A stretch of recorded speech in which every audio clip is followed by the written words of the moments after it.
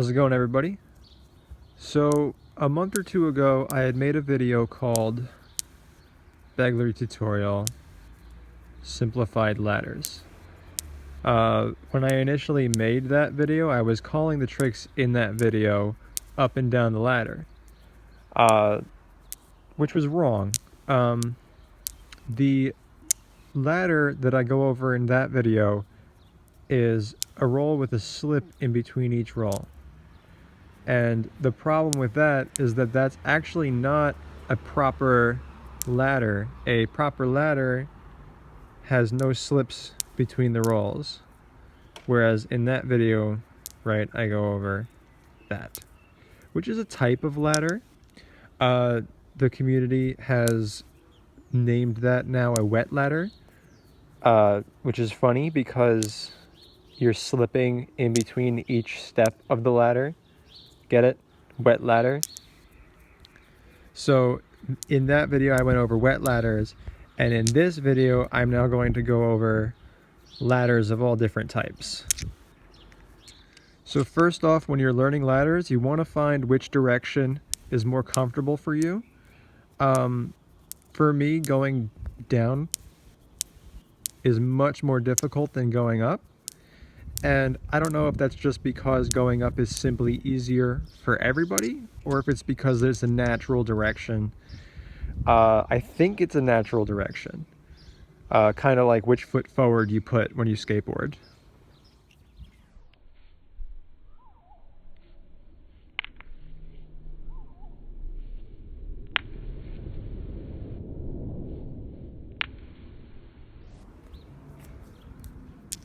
Alright, so since going up the ladder is easier for me, I'm going to start there. So basically what you want to learn first while you're doing these are each roll individually, right?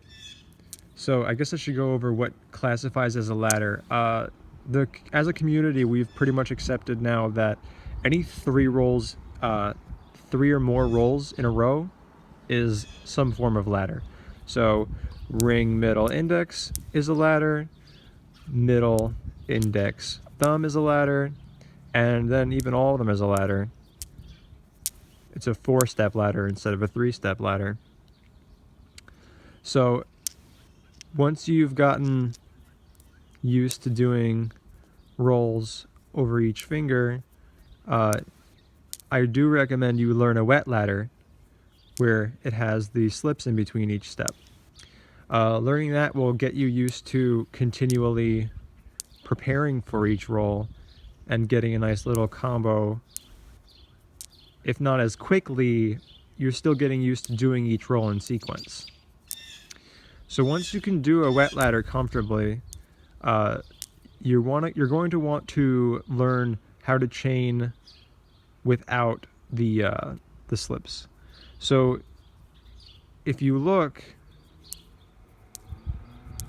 you see how my fingers stop for a second after each roll. It's not, you know, like a pen spinning pass where it's 1 1 1 or 1 2 3. It's roll, catch, roll, catch, roll. Or you're not really catching, roll, pinch, roll, pinch, roll. So roll, pinch, roll, pinch, roll. So when you get used to doing a wet ladder with the slips in between each roll, moving on to removing the slip isn't as big of a leap as it may seem, because you're still stopping for a second and then continuing the roll. Also, when you're going up the ladder, your fingers aren't going to be like right on top of each other. It's kind of, you're kind of pulling your fingers a little bit further back each roll. So after the ring roll, you catch or you pinch with the middle finger, it's going to be a little bit further back and then a little bit further back. So from a side angle, see if I can get a better angle for you. You see what I mean? So that's up the ladder.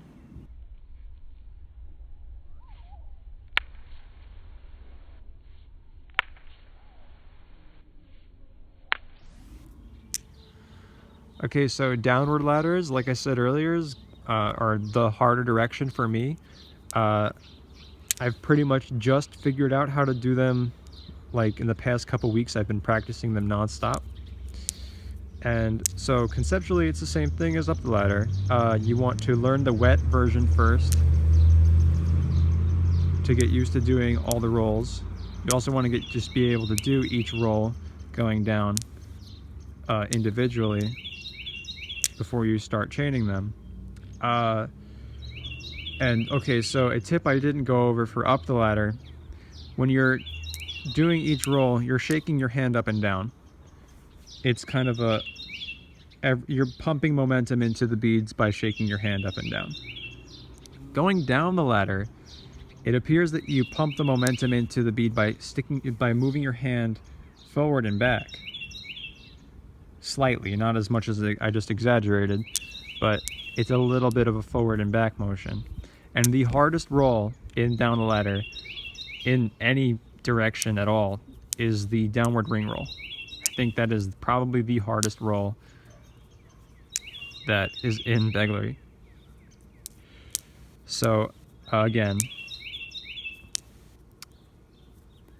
going down the ladder, once you know the wet ladders, it shouldn't be that much of a leap to go from from slipping between each roll into not slipping between each roll, because you're still pinching the bead for a second and then letting go.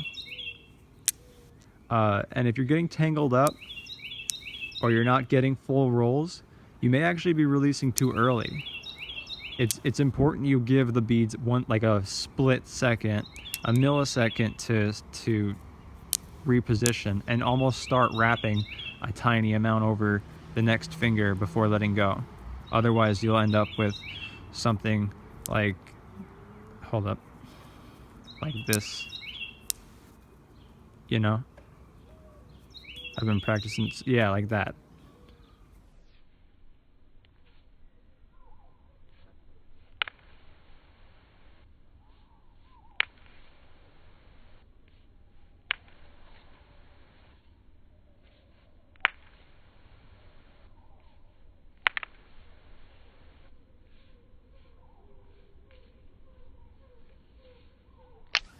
Okay, so another variation, which again I think is called up and down the ladder, but amongst my friends I've been calling it a super ladder, is when you go up with the bead in the standard palm facing position and then going down in fakie. So with this trick, you're keeping the momentum of the bead going in the same direction, but you're flipping the orientation of the bead to fakie once you roll over the index finger to be able to climb back down your fingers without changing momentum. So this was initially called up and down the ladder, but since those names are getting very overlappy, I've been calling this a super ladder amongst my friends. So tips with this: the hardest part probably, aside from just going down and fakie, is switching from standard to fakie over the index finger. And the way to do that is, once you are rolling over the index finger, you almost want to give it kind of like a loose roll, if that makes any sense.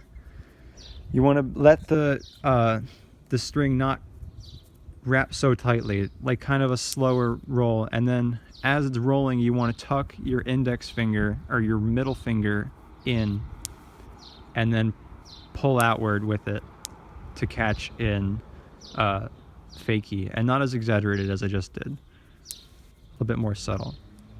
And then once you're there, your fingers are going to be in the position to go down fakie. So going up and down in standard, you see I keep all my fingers stretched outward, right? But when you're going fakie, it's reversed, so you actually want to keep all your fingers tucked in.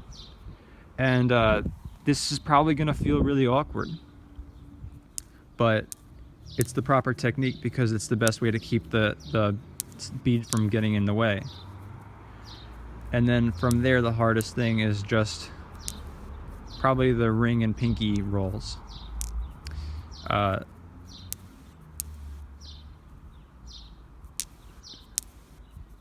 You can practice them on your own. You can just start in index and middle and fakie grip, and then try to just chain the rolls together. It's very strange. I can't give many tips on it aside from the handshake and the timing, as well as the split second to pinch.